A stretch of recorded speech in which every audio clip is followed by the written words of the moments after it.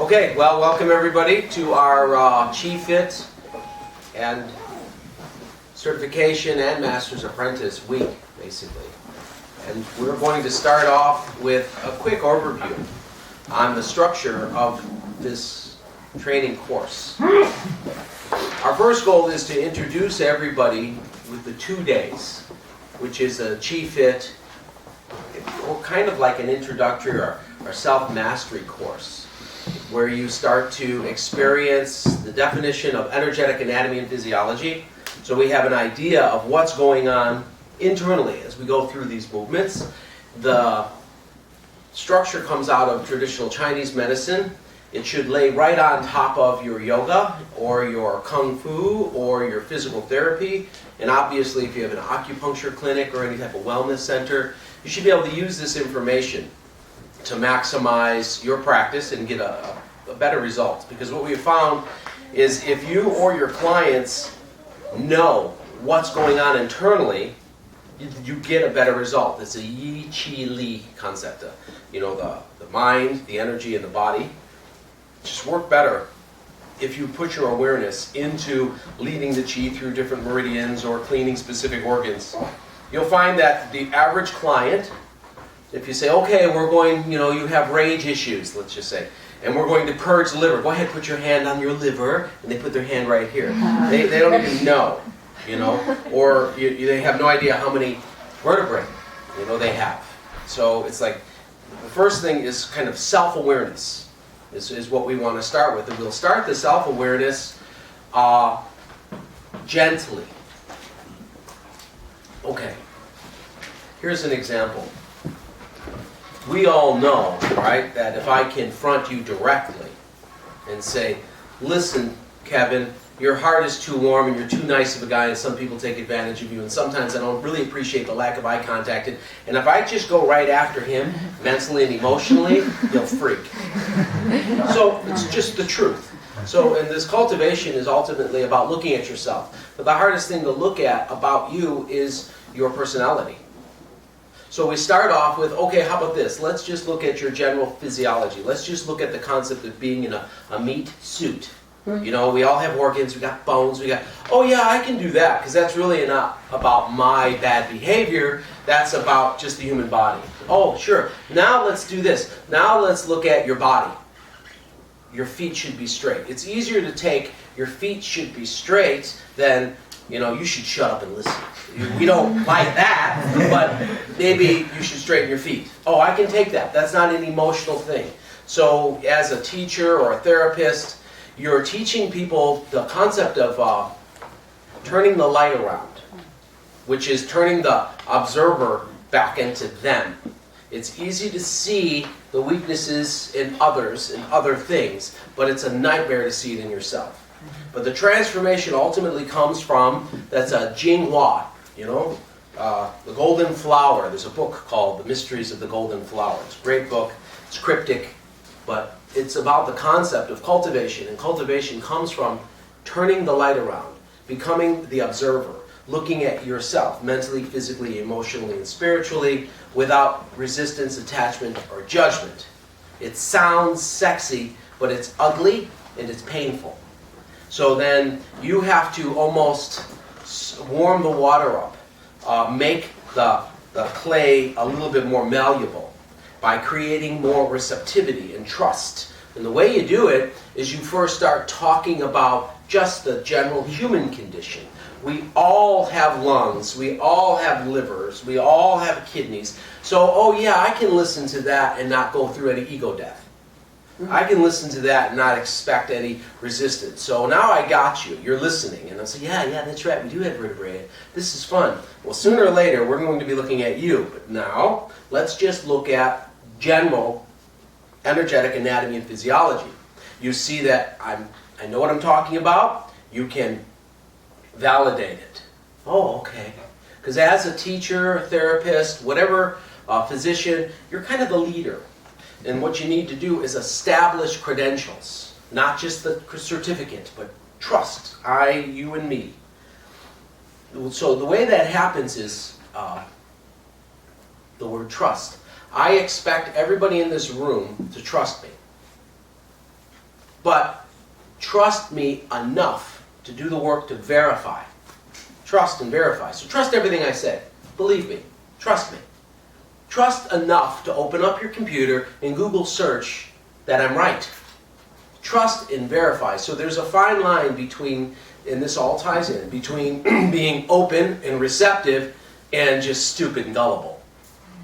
You don't want to be shut down because you'll never grow because you were stupid and gullible. That's what happens. Oh, but I've been fooled once, twice is my mistake. So now I'm just some shut down person that's not going to grow because I was taken advantage of.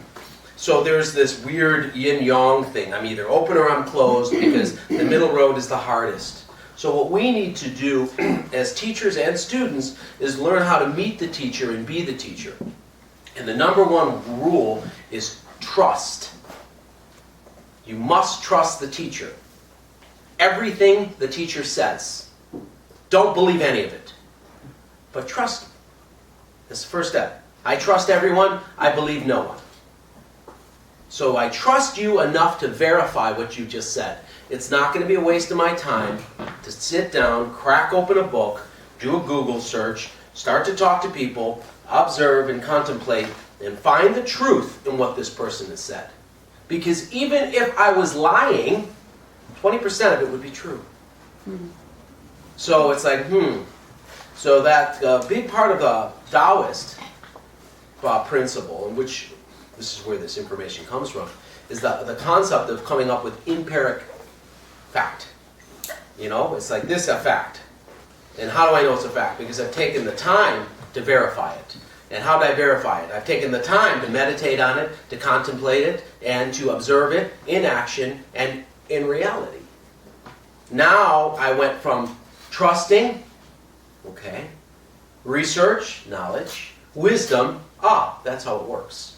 Wisdom does not come from trusting. It doesn't. You can actually, it's not going to go. Wisdom comes from trust, verify, and observe. Now wisdom. Very important key, because as we move forward with this workshop, and we're going to spend this week together, I'm going to ask you to trust me, but I don't want you to believe me. I don't want you to follow me, because you're a liability. You're a blind follower, you'll get us all killed. And you see it? So we don't do that. And if you are a blind follower, we do have a pitcher of Kool-Aid for you later. Okay? And we'll give you one. And so we'll get rid of you. Here's Kool-Aid. Trust me.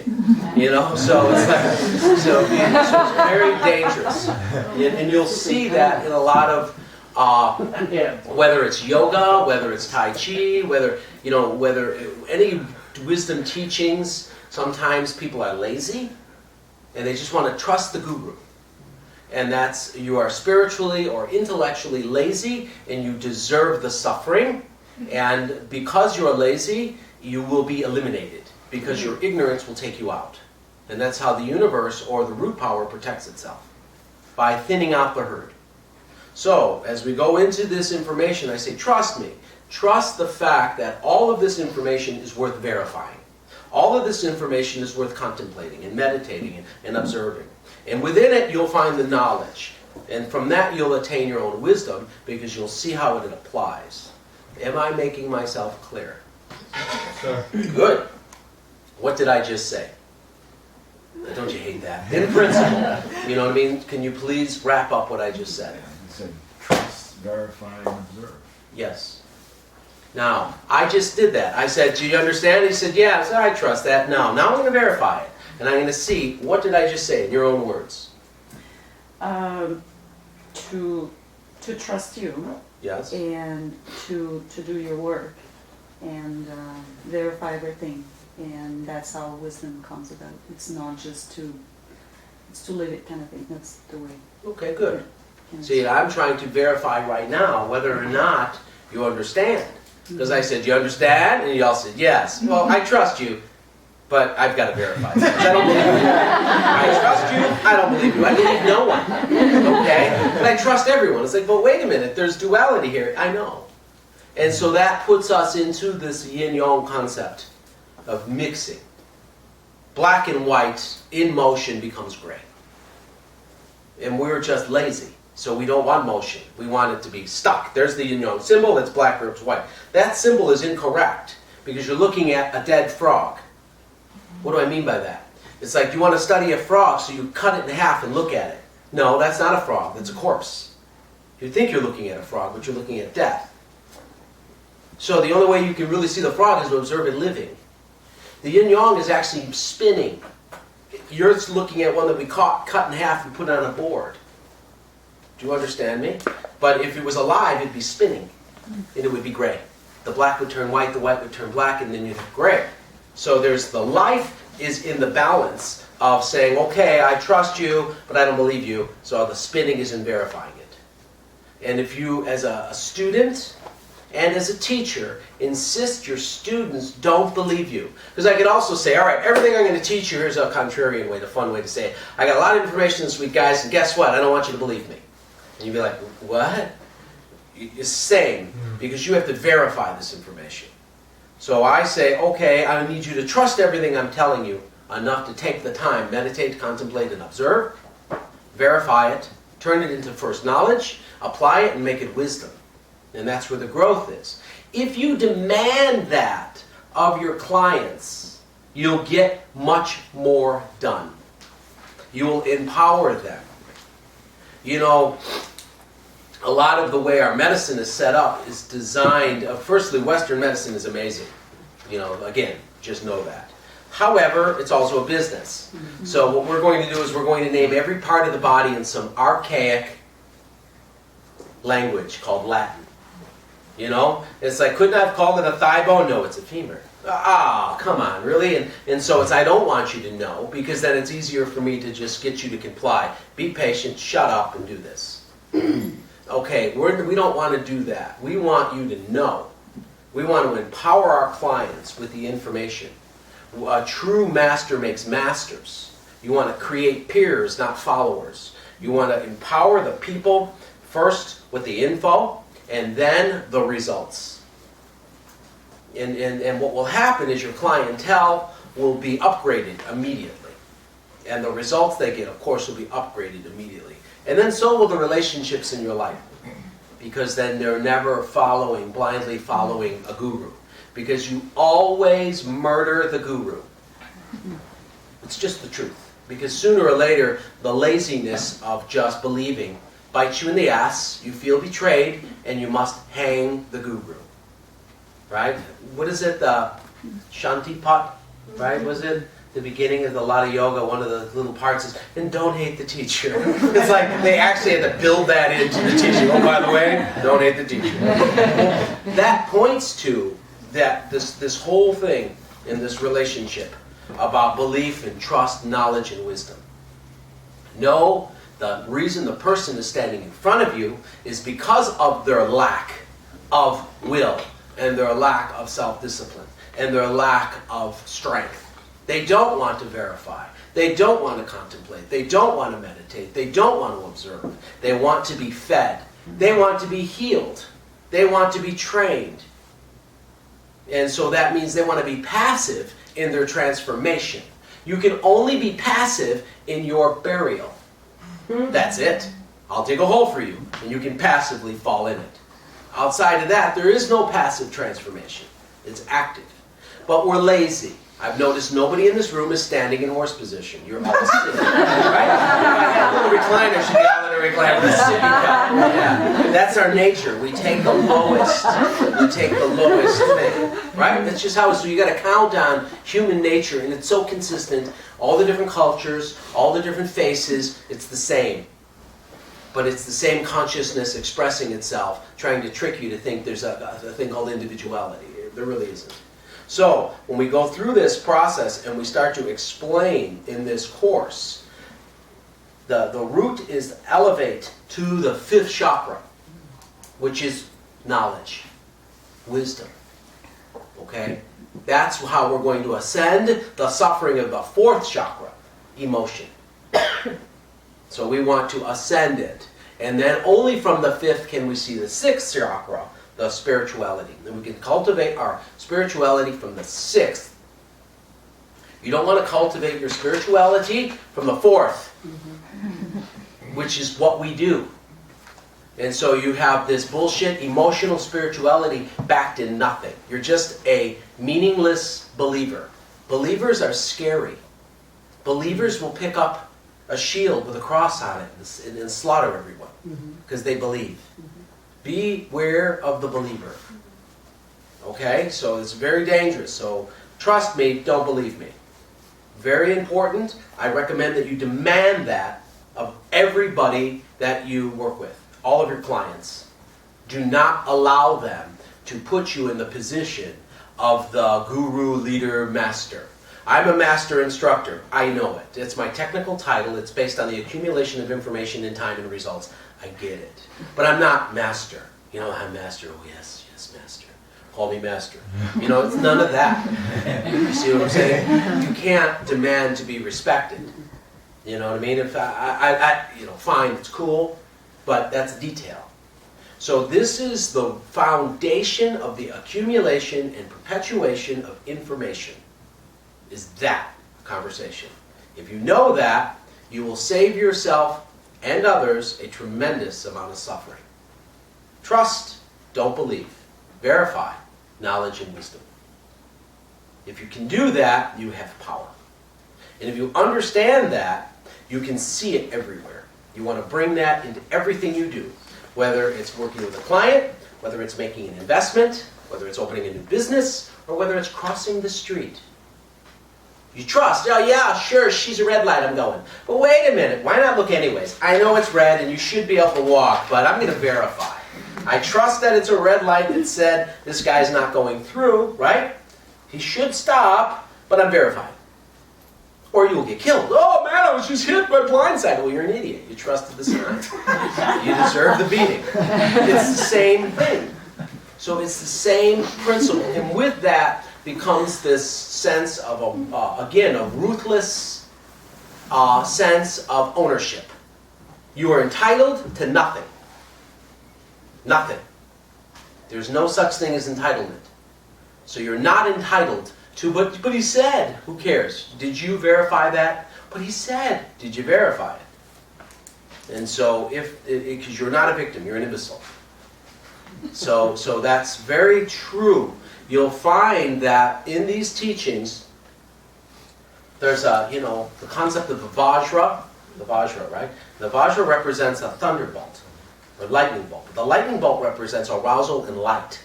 So the lightning bolt usually is kind of more like a hammer. So if we're sitting here and we have crazy thunderstorms here, where lightning will just pow, hit right there, and everything in your body shakes immediately. And it's kind of funny because you just hit the ground in fetal position. There's nothing you can do but hit the ground in fetal position when it hits. It's kind of funny. So, but that's true. Anyways, like boom, and then you get up. So, yeah, I don't even deal with it. So, anyways, but that's teaching. That's how your teachings should be, like a lightning bolt. You must create a mind seal. A mind seal. So, and that's what I'm trying to share right now, is you can have all this information, but if there's no catalyst, the catalyst isn't correct, it will not get to where it's got to go, just like making an Oriental medicine formula. Catalyst must be in the formula. So the catalyst here is the method in which you teach is based on this almost brutal, ruthless compassion. Because you're going to take someone somewhere they were not willing to go themselves. They're paying you to take them somewhere they were not willing to go themselves. So, and part of this brutal, ruthless compassion is providing a mind seal in which could rip through the resistance of ego to give them an honest reflection of what? Them. So we start dancing around the reflection with us. It's easier for you to admit we made a mistake than you made a mistake. It's easier to us to admit, that we have flaws as a species than it is you have flaws as an individual.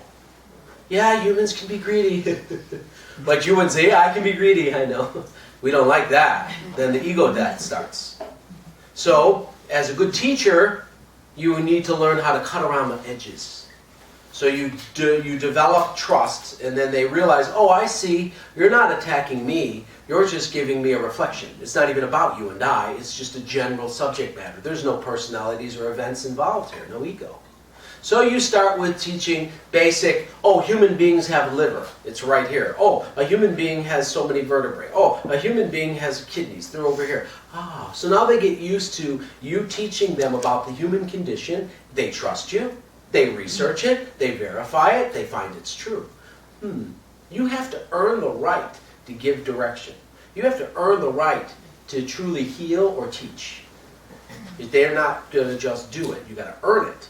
So you earn it by teaching them, okay, this piece of information, trust me, verify it, research it, find its truth, believe it. Ah, they come to you with their belief after you gave them the trust. Now they're going to be more open and receptive to the direction, and they'll realize you're not being mean, you're just being honest. Kind words are seldom true. True words are seldom kind. Okay, and that's just the way it is. But you don't want to be, in a position where you're hurting people, so you have to earn the right to speak the truth. And so how do we do it? By gently turning the light around. So first we'll talk about us, then we'll talk about you. And what we'll talk about you is that which won't destroy you. There's no ego death in me telling you to straighten your foot, unless you're just some complete yoga diva. It's like, no, really, but it's spiraling. And I get it. But you'll get that. It's your foot. You're not going to die. And so, but if that person gives you resistance about, this or that, don't even start to point out their mental behavior, because that person will explode right in front of you. So you can kind of tell, you know what I mean, what you're dealing with and how malleable this clay is, how pliable it is. If the person starts to already give you resistance about just the general human condition, you got work to do, let alone that person.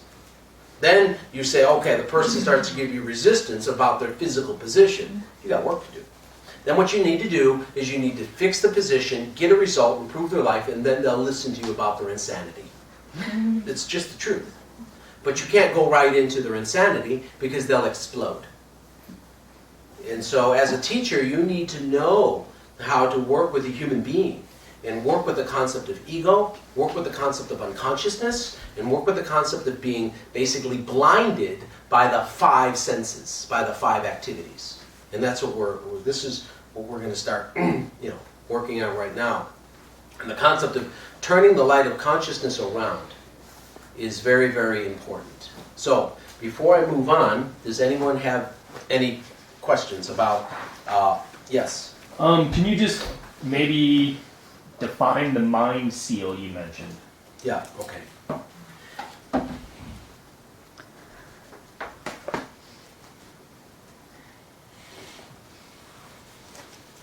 Okay, so I would ask when I first started this, I was young. And I was a teenager. And I really wanted to learn, all I wanted to learn was martial arts. I just wanted to learn to fight. The reason I wanted to learn to fight is because at first it's easy, transformation was easy for me because the adversity in my life was external. So I was able to look at adversity and say, I'm going to go into that adversity and I'm going to overcome it, because the adversity was something and someone violently wanting to beat me. You know what I mean? In the street or whatever, in a bad neighborhood. So my enemy is outside of me. So this is great. I'm fine. It's them. Okay. So I'm going to learn how to defend myself against others. Okay. That's fine. But not all the way true, but fine. So as a child, I learned to defend myself against others. Okay. I got it. And my teacher was like, okay, you're an imbecile. You don't get this, but I'm going to teach you to fight because that's all you can relate to.